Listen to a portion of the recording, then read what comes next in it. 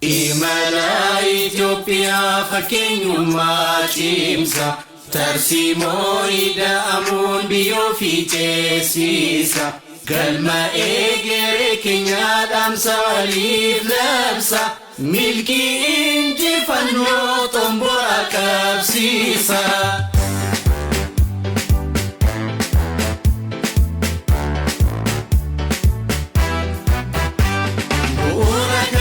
Samburukan tilmamu demokrasi waraf nagabiya kamu sadane sumatan itiche tokumu badadin nibiya mulate tugumu olkati jenne olkati Ethiopia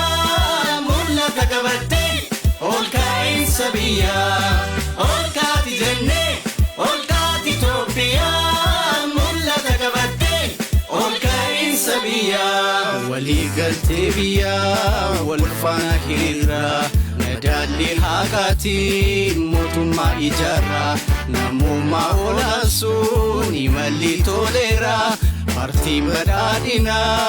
chalman milkaera idara mindati nucesi sajira maramarto ida hambisu biyara nadali hakati Ethiopia ijara yomu badadini injifannon wara Ethiopia to be almost gerrenaga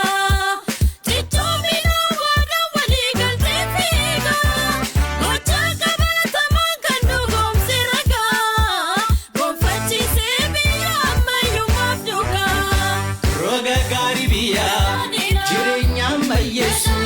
akani fi guya holidanda barsu biya humna gutu misoma firisu sibo midagina biya di ofisu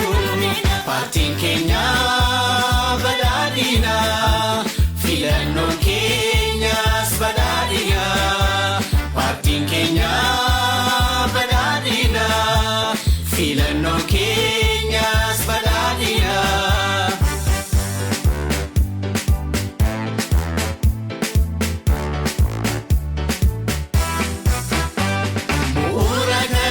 Samburukan tilmamu demokrasi waraf nagabiya kamu sabdane sumadan itiche tokumu badadin nibiya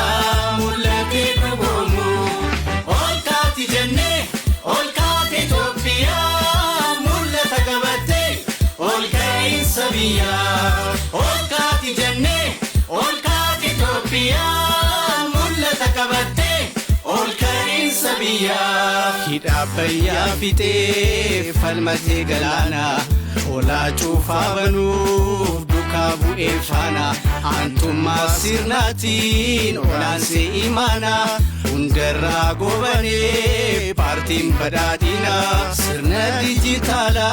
Ethiopia abdirirse ukama fiantuma umata olanse jinsa garitif gawom safoyese imala kajira idaminda tesise